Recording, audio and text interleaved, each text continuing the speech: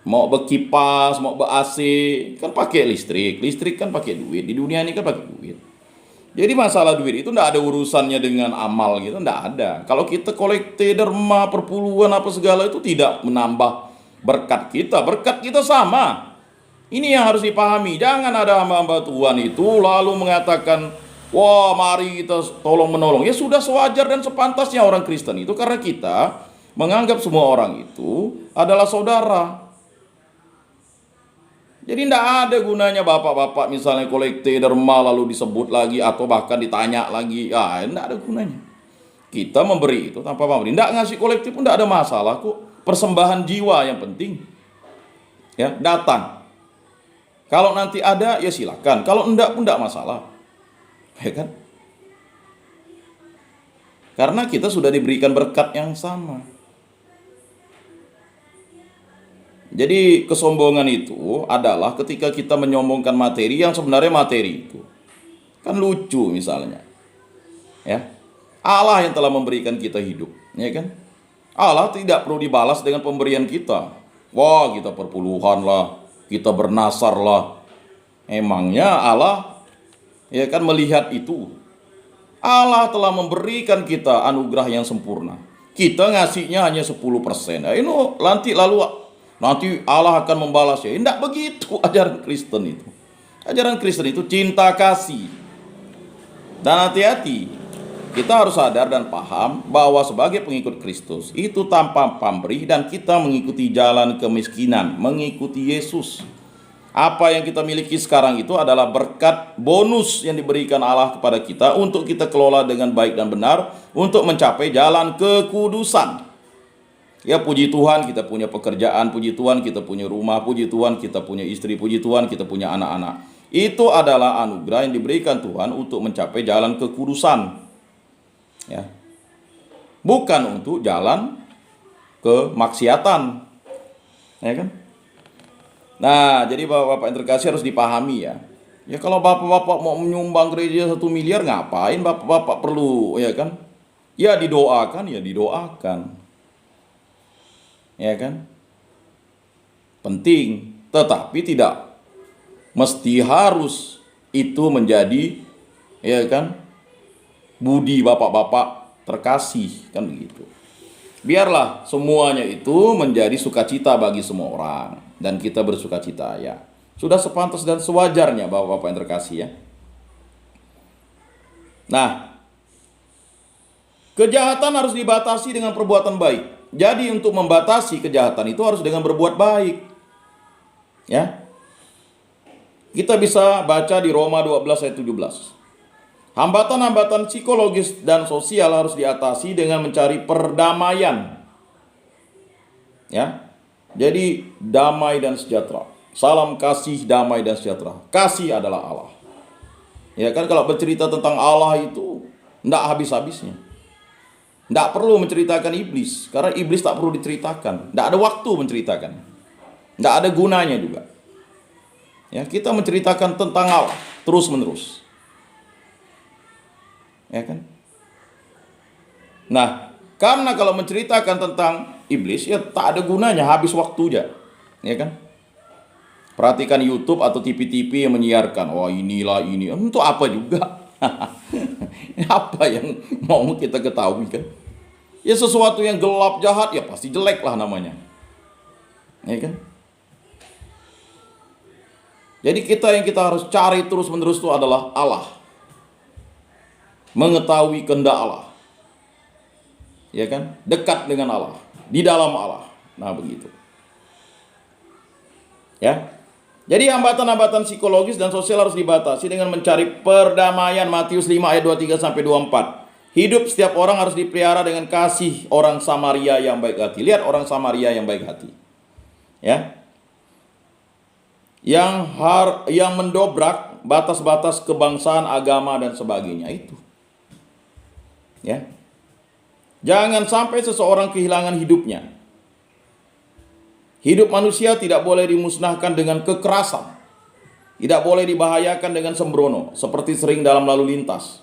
Jadi bapak-bapak yang terkasih ya, kalau kita sembrono, mohon maaf, ini kita akan ya kan? Membahayakan orang yang hati-hati pakai helm, ya kan? Kalau kita sembrono, banyak kecelakaan diakibatkan kita sembrono.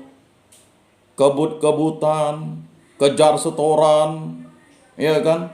Udah tahu bawa truk, nggak boleh laju, bawa truk gandeng lagi. Itu sembrono namanya. Akhirnya yang terbunuh itu orang baik, ya kan? Misalnya trek-trekan, ya kan, udah tahu mobil trek dari Jalan Singkawang sampai Pontianak, ya kan, ya pasti sembrono. Nah, akibatnya bisa kacau. Itu. Jadi hidup manusia tidak boleh dimusnahkan dengan kekerasan, tidak boleh dibahayakan dengan sembrono seperti sering dalam lalu lintas. Tidak boleh diancam karena benci, seperti yang mau diusahakan dengan guna-guna. Nah itu, santet, pelet, ya kan, ngeracun itu kan bagian dari guna-guna. Karena setiap orang adalah anak Allah. Setiap orang adalah anak Allah. Dan kita yang sudah diberkati menyebut Allah adalah Bapa. Jadi semua manusia itu adalah anak Allah. Disadari atau tidak disadari, mereka adalah anak Allah. Tetapi yang tahu bahwa Allah itu adalah Bapa adalah orang Kristen. Sehingga kita harus memberikan berkat kepada semua orang. Karena mereka adalah anak Allah. Tapi mereka tidak menyebut Allah seperti kita. Mereka menyebut Allah dengan sebutannya masing-masing. Sang Hyang Widiwasa, Jagat Dewa Batara, ya kan, Sangkaro Jubata, seperti yang ditanyakan beberapa waktu lalu. Ya, kalau namanya orang Israel menyebut Allah itu ya Allah, Tuhan, Yahweh, YHWH, Elohim. Kalau orang di tempat lainnya menyebutnya beda-beda. Ada yang menyebutnya Tien, Gusti, God, ya, Theos, Deus. Itu kan bahasa manusia semuanya. Ya kan? Nah, sebagai orang Kristen kita tahu siapa itu Allah. Dialah Yesus Kristus, dialah Roh Kudus, Allah Tritunggal Maha Kudus. Jadi sebagai orang Kristen harus hikmat dan bijaksana karena kita tahu. Orang Yahudi apakah mau menyebut Yesus Kristus sebagai Tuhan dan Juru Selamat? Ya tidak, karena dia hanya tahu YHWH sebagai Allahnya. Nah, itu maksudnya. Jadi panjang kalau cerita nama-nama Allah ini, ya. Jadi gara-gara menyebut Sang Pencipta itu berbeda-beda, jadi manusia saling memusuhi. Ya, itulah akibat dari ya mengikuti Allah itu, ya, hanya untuk ya menyenangkan hawa nafsu manusia, diputarbalikkan iblis dan ya dunia ini. Akhir-akhir ini sadisme, sikap kasar terhadap hidup cukup merebak di tanah air kita, di Indonesia. Anak-anak muda sepertinya tertarik terhadap film-film, berita-berita dan peristiwa-peristiwa yang bernapaskan kekerasan. Jadi kalau yang ditonton itu adalah film action, film horor, ya kan. Kalau film-film ya dokumenter yang orang-orang kudus itu mana mau, jarang. Ya kan? Jadi film-film yang tentang horor, cerita misteri, kemudian dokumenter, drakor, drama Korea itu yang ditonton. Ya. Yang galau-galau, yang kisah cinta. Cinta bukan cinta kasih antara sesama manusia, tapi cinta-cinta dengan pasangannya misalnya. Itu. Hal-hal seperti ini perlu diwaspadai dan diantisipasi penanganannya secara dini dan tepat. Apalagi sekarang anak-anak YouTube, TikTok, ya kan? Ya. YouTube, TikToknya sarana yang baik, tetapi tidak menjadi benar kalau itu dipakai untuk tindak kejahatan atau kekacauan. Ya, Facebook dan sebagainya, medsos, Telegram, ya.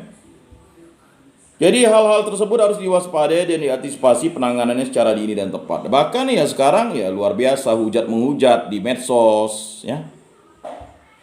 Ya kalau hujat menghujat terjadi terus-menerus, ya apa yang terjadi? Manusia tidak akan menganggap dirinya itu adalah sebagai satu saudara. Nah, itu Bapak-bapak yang terkasih. Kita perlu menyadarkan orang bahwa kita adalah satu saudara.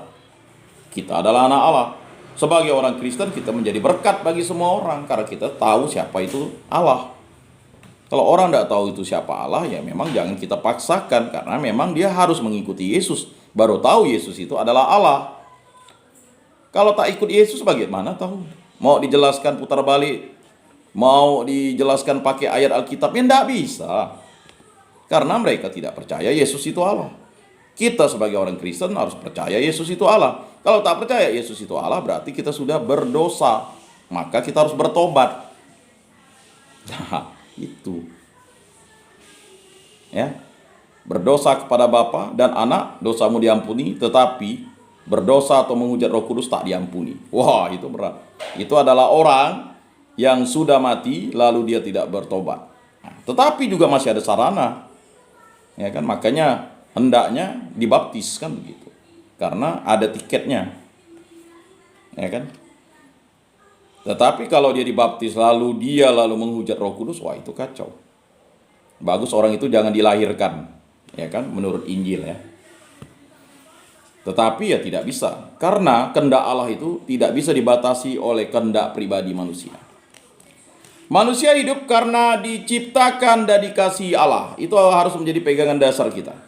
Karena itu, biarpun sifatnya manusiawi dan bukan ilahi, hidup itu suci. Jadi hidup itu suci. Kitab suci tidak ragu-ragu menyatakan bahwa nyawa manusia, yakni hidup biologisnya, tidak boleh diremehkan.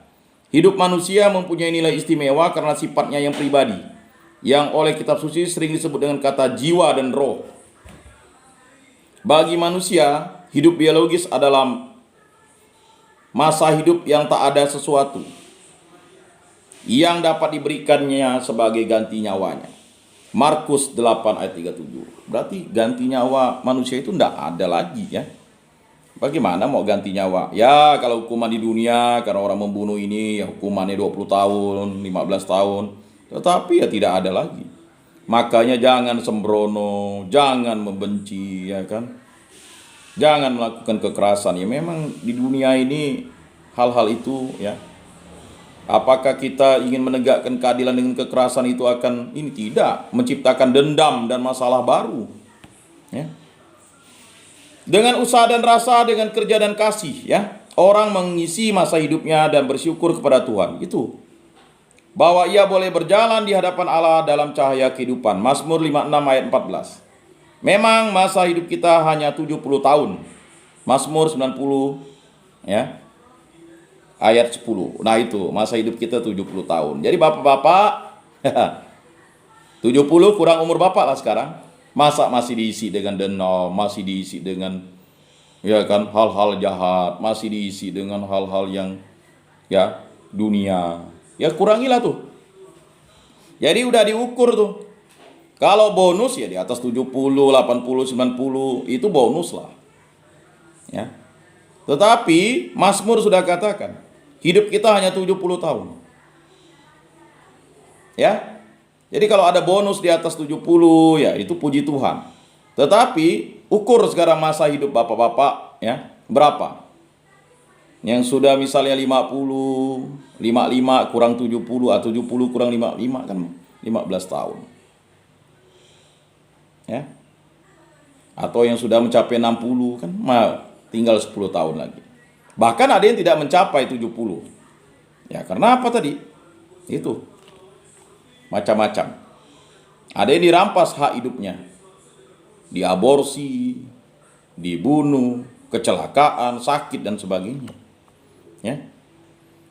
Dan di sini kita tidak mempunyai tempat tinggal yang tetap. Ibrani 13:4 ya, ayat 14. Berarti kita tidak punya tempat tinggal yang tetap. Mana ada di dunia ini ya? Tempat tinggal kita bukan di dunia. Ya. Nanti ada 2 tempat tinggal yang disediakan oleh Tuhan Allah. Yang pertama surga, yang kedua neraka. Ya, yang mana yang pertama, yang kedua terserah Tuhan Allah. Mau ke kiri, ke kanan, kanan ke kiri. Itu hak Allah. Hak. Jadi hati-hati yang menyatakan ya. Tidak ada hak iblis tuh. Iblis tak bisa memasukkan manusia ke neraka. Ya. Itu ajaran yang mengatakan gitu adalah ajaran sesat. Ya. Takutlah kepada yang bisa membinasakan badan dan memasukkan jiwa ke dalam neraka. yaitu Tuhan Allah. Itu hak Tuhan Allah. Ya Yesus yang baik, ya kan? Ampunilah dosa-dosa kami, ya kan? Selamatkanlah kami dari api neraka dan hantarkanlah jiwa-jiwa ke dalam surga. Terutama mereka yang sangat membutuhkan kerahiman. Ya jelas. Yang bisa menyelamatkan kita dari neraka adalah Tuhan Yesus Kristus. Karena satu-satunya jalan untuk menuju rumah Bapa di surga adalah Yesus. Jadi udahlah Bapak-bapak yang terkasih, jangan lagi ya berpikir panjang, ya kan? Emangnya kasih Bapa. Kalau kasih Bapa ya panjang dan lebar, panjang dan lebar. Kasih Bapa panjang dan lebar, ya kan begitu. Dalam dan luas, dalam dan luas. Kasih Bapa dalam dan luas. Lagu sekolah minggu yang terngiang-ngiang tuh. Itu kalau bapak-bapak yang tak pernah sekolah minggu memang tidak akan mengerti kasih kan. Ya, mungkin lagunya bukan lagu yang itu kali ya, anak sekolah minggu. Ya kan? Anak Tuhan di dalam gereja, anak monyet di atas pohon, kan begitu. Anak monyet di atas pohon, kan begitu. Anak Tuhan dalam gereja. Nah, yang sekarang anak Tuhan dalam gereja. Di luar gereja anak siapa? Ya, bapak-bapak terkasih, itu lagu sekolah minggu. Ya. Jadi jangan tidak membina anak secara dini, kan begitu. Ya. Namun hidup yang panah merupakan titik pangkal bagi hidup yang diharapkan di masa mendatang. Bila kemah yang sejati didirikan oleh Tuhan, bukan oleh manusia. Ya kan? Jadi kemah yang sejati itu didirikan oleh Tuhan, bukan oleh manusia. Ibrani 8 ayat 2. Dengan demikian hidup yang panah ini menunjuk pada hidup dalam perjumpaan dengan Tuhan. Sesudah hidup yang panah ini dilewati, hidup dalam perjumpaan dengan Tuhan disebut khususnya dalam Injil Yohanes hidup kekal. Jadi kalau mau hidup kekal ya harus melalui hidup panah. Ya. Yohanes 3 ayat 15 dan ayat 16. Inilah hidup yang kekal itu, yaitu bahwa mereka mengenal Engkau satu-satunya Allah yang benar. Nah, dan mengenal Yesus Kristus yang telah Engkau utus. Satu paket. Yohanes 17 ayat 3. Jadi kalau menerima Yesus berarti menerima Allah, menerima Roh Kudus. Tidak menerima Yesus berarti tidak menerima Allah dan tidak menerima Roh Kudus. Begitu, Pak. Ya. Bagi orang yang ingin mengikuti Yesus. Dalam berbicara mengenai hidup yang kekal, Perjanjian Baru memakai kata khusus yang mengartikan hidup sebagai daya kekuatan yang menjiwai pribadi seseorang. Kesatuan dengan Allah dalam perjumpaan pribadi memberikan kepada manusia suatu martabat yang membuat masa hidup sekarang ini sangat berharga dan suci. Jadi masa hidup Bapak, Ibu, Bapak-bapak terkasih itu adalah sesuatu yang berharga dan suci, ya. Nah, berikutnya masalah-masalah baru. Nah, ini ya. Perkembangan sosial dan ekonomi serta kemajuan ilmu-ilmu, khususnya ilmu kedokteran, menimbulkan banyak pertanyaan baru perihal hidup. Misalnya sehubungan dengan soal aborsi, pengguguran. Orang bertanya, kapan manusia mulai hidup? Berkaitan dengan transplantasi, pemindahan organ dari satu orang kepada orang yang lain, ditanyakan, kapan hidup manusia berakhir? Bertambahnya penduduk yang pesat membuat orang bertanya, bagaimana meneruskan hidup manusia kepada generasi penerus? Karena kerusakan lingkungan, orang mulai bertanya, bagaimana kita memelihara hidup? Sementara dokter-dokter dengan obat dan alat-alat canggih menyelamatkan orang dari kematian. Orang lain bertanya, apakah hidup yang tergantung pada mesin itu masih mempunyai nilai dan dapat memberi rasa nikmat serta pantas disebut manusiawi. Jadi apa yang tampaknya tidak perlu diragukan, yaitu bahwa hidup amat bernilai mulai menjadi pertanyaan. Ya. Kita bangga bahwa hampir semua bayi yang lahir dapat hidup terus, bahwa karena pertanian yang canggih, semua penduduk biarpun makin bertambah banyak mendapat makan cukup. Sementara kecanggihan ilmu kedokteran serta makanan yang diproduksi oleh industri pertanian ternyata juga dapat mengubah hidup tubuh kita. Kita sadar bahwa hidup yang kita terima ini karunia Allah. Akan tetapi kita mengetahui pula bahwa hidup itu ternyata dapat kita pegang dalam tangan kita dan kita ubah dengan akal budi kita. Yang dulu oleh manusia diharapkan dari kekuatan-kekuatan atas duniawi, sekarang diusahakan melalui kegiatannya sendiri. GS artikel 33. Maka yang baru adalah pertama-tama kesadaran bahwa kita membuat hidup. Oleh karena itu larangan jangan membunuh mendapat arti yang baru, serta makin membutuhkan peneguhan dan pengarahan. Sebab sekarang kita bertanggung jawab atas hidup yang ada di tangan kita. Setiap orang bertanggung jawab atas dirinya sendiri dan atas generasi penerus yang akan hidup pada masa depan. Jadi hidup manusia tidak sama dengan proses kimia dan pribadi manusia tidak sama dengan fungsi lapis otak luar. Namun hidup pribadi tidak dapat dipisahkan dari hidup biologis. Dengan tubuhnya dan melalui sel-sel dan organnya, manusia membangkitkan cita-cita hidup dan membangun persaudaraan dalam tubuh. Kita mengalami kegembiraan hidup dan merasakan penderitaannya. Maka hidup biologis pun harus dipelihara sehingga masa hidup tidak menjadi hampa. Ya bapak-bapak yang terkasih, ya hidup harus dipelihara. Ya. Usaha melindungi hidup serta meningkatkan mutunya bagi semua sering bermuara dalam konflik. Misalnya konflik antara usaha meringankan rasa sakit dan penderitaan di satu pihak dan pengaruh obat yang memperpendek hidup di pihak lain. Konflik antara membela keadilan dan kedaulatan bangsa dan memelihara hidup dan damai. Nah ini yang pernah dipertanyakan Pak Agus. Ya kan bagaimana nih? Ya. Konflik antara hidup serta kesejahteraan ibu dan nasib bayi di dalam kandungan. Konflik antara keinginan untuk mempunyai anak sendiri dan hormat terhadap hidup yang tidak boleh direkayasa. Seringkali konflik semacam itu diselesaikan dengan mempertimbangkan aneka kepentingan. Jika orang terpaksa memilih, ia harus memilih kepentingan dan nilai yang paling tinggi, yakni nilai yang paling dasariah bagi hidup manusia dan paling mendesak. Nah ini dia. Misalnya ada yang terjadi ya, memilih ibu atau anaknya yang diselamatkan. Ya pastilah memilih ibunya karena ada anaknya yang harus di rumah dilindungi. Ya. Jadi pilihan itu berat. Lalu anaknya ya harus terpaksa meninggal atau gugur. Ya. Itu kan adalah suatu konflik yang sering terjadi dalam hidup manusia. Ya. Terpaksa menembak atau ditembak dalam perang. Nah, itu nanti ada sesinya nih. Namun dalam praktik makin jarang konflik menuntut pilihan seperti itu. Berhadapan dengan situasi konflik ini ada 3 pandangan di kalangan Kristiani. Ya ada 3 pandangan. Pandangan yang pertama adalah pandangan yang pesimis. Itu orang Kristiani itu ada pandangan yang pesimis.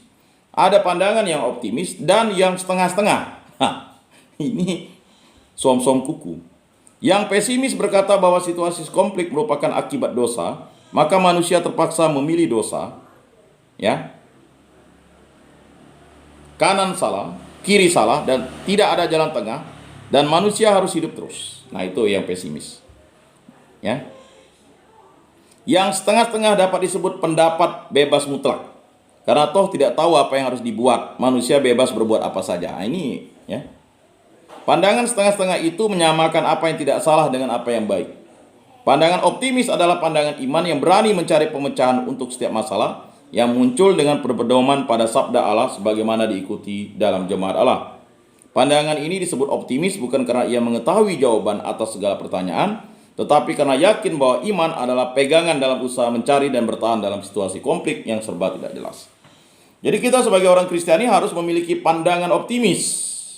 Memang ada di kalangan orang Kristiani pandangan pesimis atau pandangan setengah-setengah. Ya udahlah, ya kan. Hidup di dunia ini, ya kan. Masalah dunia, Tuhan, Tuhan. Hari Minggu, hari Tuhan. Senin, Selasa, Rabu, Kamis, Jumat, Sabtu, hari dunia. Menipu, ya kan. Berjudi, memfitnah, biasalah dalam usaha dagang. Ya kan. Hari Minggu kita baru suci lagi, kudus. Itu orang setengah-setengah. Jadi ya hidup keagamaannya ya tergantung ya faktor ekonomis. Kalau hari Minggu ya kita kolekte derma banyak-banyak atau perpuluhan, ya kan, supaya kita didoakan terus-menerus. Senin, Selasa, Rabu, Kamis, Jumat, Sabtu bagaimanapun, ya kan, Tuhan memberi rezeki, ya kan. Nah, nanti hari Minggu kita minta ampun. Nah, ini pandangan orang setengah-setengah. Kalau pandangan orang pesimis ya itu semua tuh akibat dosa tuh. Misalnya, ya mohon maaf misalnya, ya hidup miskin, nah itu akibat nenek moyangmu tuh berdosa tuh, ya kan? Jadi semuanya dianggap dosa. Kalau orang dapat kecelakaan dosa, dapat musibah dosa. Pokoknya yang malang-malang tuh dosa semuanya. Ya kan? Kalau orang masuk penjara juga dosa. Nah, itu orang pesimis namanya. Jadi semua kesalahan, persoalan itu dianggapnya dosa. Ya kan? Orang kecelakaan dosa. Ya kan? Ini dosa, enggak dosa bapaknya, mamanya, nenek moyangnya kan katanya. Semuanya dikait-kaitkan. Ya kan? Dia dapat masalah dosa. Jadi yang sial-sial itu dosa semua. Itu orang pesimis. Nah, kalau orang yang optimis memandang kehidupan itu, ya, tadi ya, bukan karena ia mengetahui jawaban atas segala pertanyaan, tetapi karena yakin bahwa iman adalah pegangan dalam usaha mencari dan bertahan dalam situasi konflik serba tidak jelas. Ya, minyak naik, ya kan, harga naik. Nah, itu bagi orang yang pesimis ya, itulah akibat dosa manusia katanya. Orang yang setengah-setengah, oh itu keuntungan. Jadi kalau minyak naik, ya mari kita bisnis minyak. Oh itu orang setengah-setengah. Tapi kalau orang optimis, ya kan, segala, dia tidak perlu mengetahui jawabannya, tetapi dia yakin bahwa iman adalah pegangan dalam usaha mencari dan bertahan dalam situasi konflik serba tidak jelas. Konflik itu kan tidak jelas. Kok tiba-tiba kita bermusuh dengan orang lain, tidak kenal bisa bermusuh, ya kan? Gara-gara makanan bisa bermusuh, gara-gara berbeda agama bisa bermusuh, itu. Ya. Itu adalah pandangan ya orang-orang yang pesimis dan setengah-setengah. Tapi justru dengan konflik itu kita menjalin dialog, moderasi beragama. Berarti kita ya menjadi orang yang mampu berkomunikasi. Nah, itu. Baik, Bapak-bapak yang terkasih dalam Yesus Kristus ya. Nah, kita lanjut ke subtema yaitu perang. Nah, ini banyak yang bertanya. Masalah perang pertama-tama menyangkut politik negara dan karena itu amat kompleks. Perang itu pasti banyak orang yang membunuh dan terbunuh. Yang tidak berperang juga bisa terbunuh. Yang tidak berperang juga bisa membunuh karena mungkin dia rakyat ya harus mempertahankan nyawanya kan, diserang. Seperti perang Rusia dan Ukraina. Itu kan menyangkut politik negara, bukan masalah iman. Jadi masalah perang pertama-tama menyangkut politik negara dan karena itu amat kompleks, banyak kompleks. Perang Ukraina dan Rusia, Rusia dan Ukraina itu kan kompleks. Ya, sama-sama ortodok, sama-sama Kristiani katanya. Yang satu ortodok, ya kan? Yang satu Katolik ortodok misalnya. Ya sama-sama mengakui Yesus sebagai Tuhan dan Juru Selamat. Itu adalah menyangkut politik negara dan karena itu amat kompleks. Jadi jangan mengkait-kaitkan agama itu dengan peperangan, ini kacau nantinya. Namun karena menyangkut hidup sosial dan mental bersama, masalah ini sekaligus juga amat mendesak agar dipertimbangkan. Maka orang menyerukan untuk perdamaian ya. Supaya kehidupan dapat berlangsung terus, kita harus mengatasi mental bertahan dan pembelaan diri. Ya memang ada mental dan pembelaan diri. Apa yang harus kita usahakan ialah membina semangat perdamaian. Sebab keamanan akan lebih terjamin bila semua hidup dalam perdamaian. Ya kalau semua orang hidup damai, enak hidup itu. Bapak-bapak kalau di dalam ruangan bapak-bapak hidup damai dengan semua, enak kan? Pasti enak. Tapi kalau sudah bermusuh dengan satu orang, pasti tidak enak. Was-was, berjaga-jaga, berhati-hati, mulai pikiran negatif, ya kan? Mulai kurang tidur. Kurang tidur, takut diapa-apakan oleh lawannya, musuhnya di dalam ruangan. Betul enggak? Ya kan? Kalau misalnya mulai enggak enak kan, mulailah mencari kubu. Bayangkan di dalam ruangan ada kubu-kubu. Waduh, susah lah. Ada batas-batas. Padahal satu ruangan tuh. Ya dunia bapak-bapak kan di dalam ruangan itu sekarang. Ya memang nanti enggak hanya 24 jam. Ya 8 jam bisa keluar ruangan. Tetapi kan hidup bapak-bapak di dalam ruangan. Bersama, sekian waktu, sesuai ditetapkan negara. Jika tidak lagi dipermasalahkan apakah perang dapat dibenarkan, melainkan bagaimana ya perdamaian dapat dinikmati dan dipelihara oleh semua. Jadi memelihara perdamaian ya. Sementara mungkin perlu ada angkatan bersenjata dengan sarananya guna membela kemerdekaan. Nah itu. Jadi perlunya angkatan bersenjata itu untuk membela kemerdekaan. Jadi kalau orang dijajah, ya kan, itu kan berarti orang tidak hidup damai. Jadi orang harus dibela kemerdekaannya. Kemerdekaan itu harus dibela karena akan berakibat orang lain menindas orang lain. Terjadilah yang namanya ketidakadilan. Namun cita-cita pembangunan kita ialah masyarakat yang berperi kemanusiaan, dan keutamaan yang kita junjung tinggi ialah ketekunan membangun keadilan dan perdamaian. Ya, keadilan dan perdamaian. Jangan keadilan diperjuangkan dengan kekerasan, tidak nyampai dia. Keadilan dan perdamaian. Ya. Jadi membangun keadilan itu dalam perdamaian. Kalau tidak damai pakai perang ya susah. Akibatnya bisa rusak. Menang jadi arang, kalah jadi abu. Ya. Kayak Ukraina dan Rusia itu kan. Akhirnya ya apa yang terjadi? Nah itu yang kita bisa lihat pada zaman saat ini ya. Perangnya tak selesai-selesai itu. Ya kan? Kata Rusia dalam sekian waktu selesai Ukraina. Ya kan? Jadi tidak bisa zaman sekarang ini. Itulah akibat tadi menyangkut politik negara. Konsili Vatikan kedua menerangkan arti perdamaian yang otentik dan amat luhur.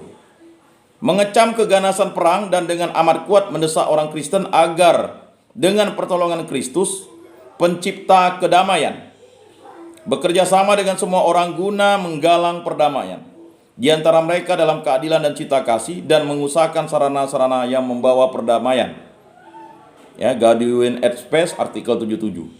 Menjaga perdamaian merupakan kewajiban semua orang, dan dengannya orang Kristen mewujudkan iman mereka akan Kristus, yang adalah damai sejahtera kita, yang merubuhkan tembok pemisahan, yaitu perseteruan, dan yang mengajar para pengikutnya, berbahagialah orang yang membawa damai. Matius 5 ayat 9.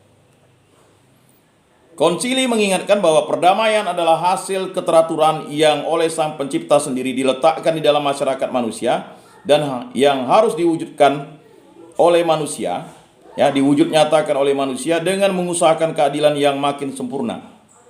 Gaudium et Spes artikel 78. Dengan damai pertama-tama dimasukkan bahwa hidup bersama tidak terganggu oleh kekerasan. Tata tertib dapat juga merupakan hasil paksaan dan ketakutan, namun perdamaian itu hasil keadilan. Ya, itu yang membedakan tata tertib ya. Itu hasil paksaan, tetapi perdamaian itu hasil keadilan. Maka perdamaian dapat disamakan dengan tata keadilan yang nyata. Perdamaian yang begitu didambakan oleh semua tercapai kalau diwujudkan keadilan sosial dan internasional. Jadi keadilan sosial dan internasional. Ya, percuma kalau keadilan itu hanya lokal, nasional. Internasional tidak adil. Wah, perang dunia pertama kan terjadi, perang dunia kedua. Nah, katanya sekarang mau masuk perang dunia ketiga. Ada aja kalau orang yang pesimis itu kan memandang, itu akibat dosa manusia. Orang yang setengah-setengah, enggak apa-apa perang, minyak naik. Ini, ya kan? Tapi kalau kita sebagai orang Kristen yang optimis, harus mendoakan perdamaian, jangan perang. Karena perang itu akan mengakibatkan, ya kan, dendam. Nah itu. Jadi harus dipahami konsepsi itu, Bapak-bapak yang ya. Jadi orang Kristen ini ada 3 pandangan dia. Pandangan pesimis, pandangan setengah-setengah, pandangan optimis. Ya, kita berada di mana? Bisa dilihat dari pendapat kita. Ya, mungkin bapak-bapak mungkin diskusi mengenai perang, ya. Ini pasti ada yang pandangan, wah, begini, ya kan? Ada yang mendukung, ada yang tidak mendukung, ada yang setengah-setengah, ada yang santai. Yang penting kita nyaman makan nasi katanya. Negara kita tak kacau, tidak bisa. Perdamaian itu harus internasional. Namun perlu juga diwujudkan keutamaan-keutamaan yang memupuk hidup bersama dan yang membina hidup dalam kesatuan, supaya dengan memberi dan menerima kita membangun masyarakat baru dan dunia yang lebih baik. Ya, SRS artikel 39. Konsili Vatikan kedua juga menanggapi masalah bahwa perang belum enyah dari kehidupan manusia dan setiap hari dimanapun juga perang meneruskan pemusnahannya. GS artikel 79. Ya memang perang ya pasti ada. Ya belum enyah dari kehidupan manusia. Juga kalau tidak berkecamuk peperangan, dunia senantiasa dilanda kekerasan dan pertentangan antar manusia. Ya. GS artikel 83. Selama itu pemerintah mempunyai kewajiban berat menjaga kesejahteraan rakyat dan membela rakyat.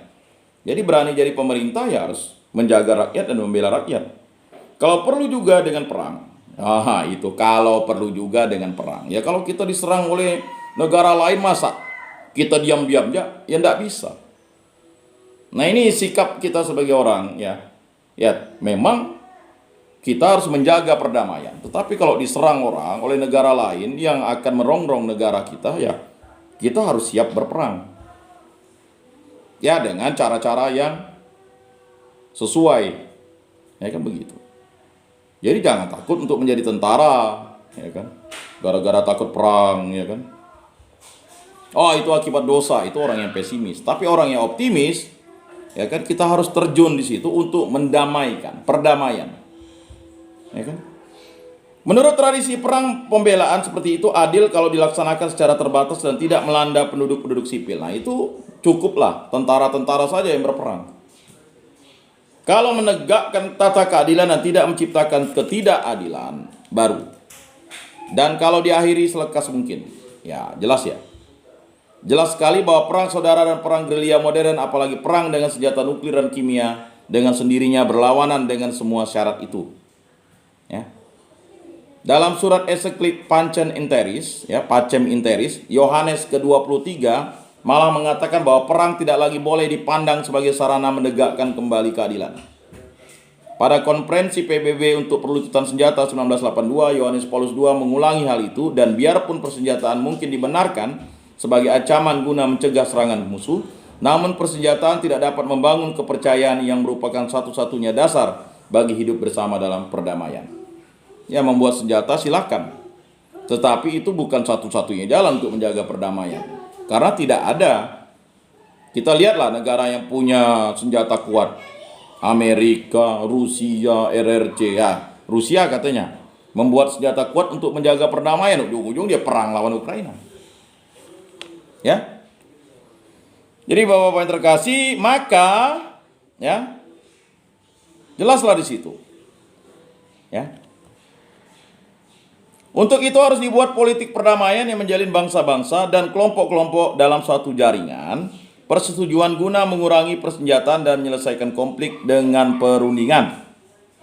Sampai kini perang belum dapat dielakkan, namun perang ataupun persenjataan tidak mampu membangun perdamaian antar bangsa dan kerukunan, serta hidup bersama secara damai antar suku dalam satu negara. Maka orang Kristen seharusnya terus-menerus menentang pengadaan persenjataan yang membinasakan bangsa-bangsa. Namun perlucutan senjata hanya merupakan suatu unsur saja dalam usaha perdamaian. Menurut Paus Yohanes ke-23, perlulah perlucutan senjata yang sampai ke dalam hati. Konsili Vatikan kedua juga menarik kesimpulan bahwa amat dibutuhkan pembaruan pendidikan sikap dan inspirasi baru dalam pendapat umum. GS artikel 82. Daya manusia yang kreatif harus digerakkan guna membasmi kelaparan dan penyakit, menciptakan apa yang perlu untuk hidup, memelihara alam sebagai tempat tinggal yang manusiawi. Tidak cukup kalau pendidikan hanya menggembleng ketaatan pada aturan. Pendidikan harus melatih cara-cara menyelesaikan konflik tanpa kekerasan. Pendidikan untuk perdamaian juga harus membina kejujuran dalam berpikir dan keterbukaan untuk mengerti kepentingan orang lain dan ikut memperjuangkan kesejahteraan bersama. Perlulah dibina budaya politik perdamaian. Nah itu Bapak-bapak yang terkasih. Untuk semuanya itu kiranya menolong kalau ada suatu ideologi negara yang jelas. Lebih menolong lagi kalau para warga negara dapat saling mengandalkan satu sama lain. Paling menolong kalau kita dapat mengandalkan etikat baik satu sama lain dan memberikan kepada setiap orang kesepakatan melibatkan diri demi kepentingan bersama atau bonum commune. Keamanan masyarakat tidak dapat dijamin dengan tata tertib yang dikontrol dengan senjata. Nah itu. Masyarakat hanya menjadi aman kalau dalam kebersamaan diakui hak asasi setiap orang. Perdamaian politik membutuhkan kebudayaan perdamaian, dan hidup gereja serta hubungan aktif antar agama dapat menyumbang banyak bagi kebudayaan itu. Nah, itu yang penting Bapak-Bapak yang terkasih. Soal perang bukanlah masalah senjata saja atau perlucutan senjata, melainkan soal gaya pikir mengenai hidup. Bukan hanya membela hidup, melainkan memelihara hidup. Di Bapak-Bapak yang terkasih, materi pada hari ini cukup luar biasa. Kita akan lanjutkan pada minggu depan. Terima kasih atas perhatian Bapak-Bapak yang terkasih.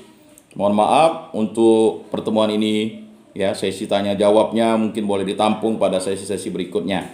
Terima kasih untuk kehadiran Bapak-Bapak yang terkasih.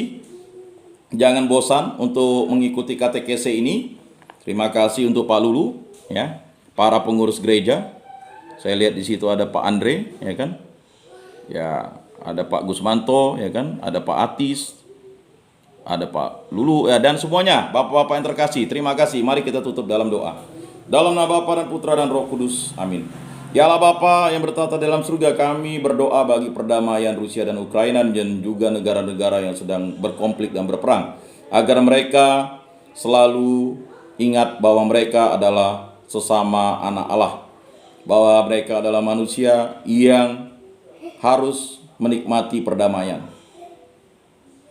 Kuatkanlah mereka agar mereka selalu hidup dalam iman dan kembali untuk memikirkan perdamaian, bukan peperangan.